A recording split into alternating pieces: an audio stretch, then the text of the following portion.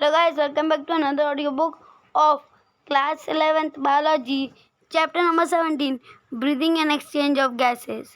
तो आज की इस पर्टिकुलर ऑडियो बुक में हम शुरू करने वाले हैं हमारा क्लास 11th का एक नया चैप्टर। तो चलो स्टार्ट करते हैं। सबसे पहले अगर अपन बात करें इस चैप्टर की, तो ये चैप्टर जो है ह्यूमन फिजियोलॉजी का सेकंड चैप्टर है, जबकि हमने इसके पहले जो भी चैप्टर्स कंप्लीट किए हैं वो ह्यूमन फिजियोलॉजी के थे ही नहीं, वो प्लांट फिजियोलॉजी के थे। और साथ ही साथ प्लांट फिजियोलॉजी नहीं, मतलब वो स्ट्रक्चरल ऑर्गेनाइजेशन प्लांट और एनिमल के थे और डाइवर्सिटी इन लिविंग वर्ल्ड के थे। अब अपन जो चैप्टर करें ह्यूमन फिजियोलॉजी को बिलोंग करता है, जिसमें अपन सबसे पहले करने वाले हैं ब्रीदिंग के बारे में। ठीक है, तो ब्रीदिंग से तुम्हारा क्या मतलब होता है?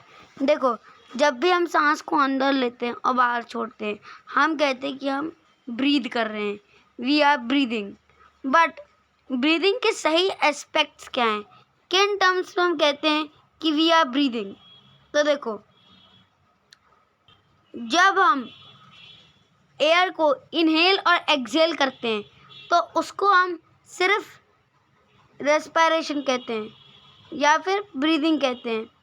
नहीं, सिर्फ ब्रीदिंग कहते हैं या रेस्पिरेशन कहते हैं, लेकिन अपन उसको रेस्पिरेशन एक और तरीके से कह सकते हैं।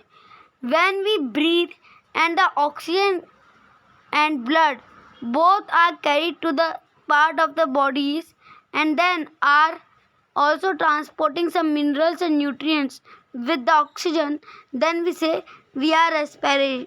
मतलब जब हमारे बॉडी में ड्यू टू ब्रीदिंग कोई केमिकल चेंजेस अकर करते हैं तो हम कहते हैं कि हम रेस्पिरेशन कर रहे हैं।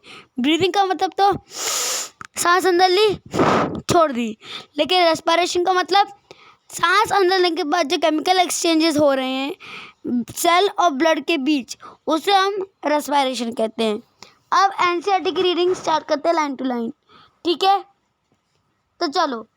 As you have read earlier, oxygen is utilised by organism indirectly as to indirectly break down simple molecules like glucose, amino acids, fatty acids, etc. to derive energy to perform various activity। Oxygen जो है वो हम जैसे कई organisms use करते हैं simple break down करने के लिए मॉलिक्यूल्स का, जैसे glucose, amino acid, fatty acids etcetera, to derive energy from various activity, to derive energy to perform various activity. Carbon dioxide which is harmful is also release during the above catabolic reaction. ठीक है, देखो, कभी भी किसी चीज़ का अगर हम break down करके एनर्जी ले रहे हैं तो वो कैटाबोलिक रिएक्शन होती है। ठीक है, जिसमें हम ऑक्सीजन को ब्रेक डाउन करके उससे अपने लिए एनर्जी का सोर्स अचीव कर रहे हैं। So it is a catabolic reaction. It is therefore evident that O2 has to be continuously provided to the cells and CO2 produced by the cells have to be released out। इसीलिए O2 का sales तक पहुंचना और CO2 का body से बाहर निकलना अत्यंत आवश्यक है। This process of exchange of O2 from atmosphere with CO2 produced by cell is called breathing, commonly known as respiration। Place your hand on your chest, you can feel the chest moving up and down। You know that it is due to the breathing। How do we breathe? Respiratory organ and mechanism of breathing are described in the following section of this chapter। अब सबसे पहले बात करते हैं respiratory organs की। 17.1 humans का तुमको पता है लंग्स होते हैं, कुछ और अदर ऑर्गेनिजम्स भी हैं, उनके बारे में पता कर लेते हैं, ज़्यादा अच्छी बात होगी। चलो, mechanism of breathing vary among different group of animals depending mainly on their habitats and level of organization। Lower invertebrate like sponge, coelenterates, flatworm, etc. exchange oxygen with CO2 by simple diffusion over their entire body surface।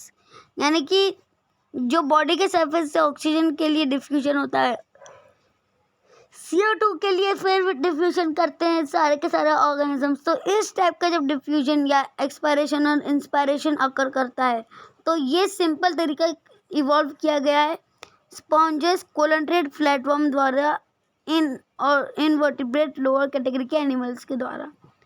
Earthworm की बात करें तो वो moist cuticle का use करते हैं, और insect के पास नेटवर्क ऑफ ट्यूब्यूल होता है जिसको ट्रैकिया ट्यूब कहते हैं, जिसकी हेल्प से एटमॉस्फेरिक एयर उनके बॉडी में ट्रांसपोर्ट कर दी जाती है।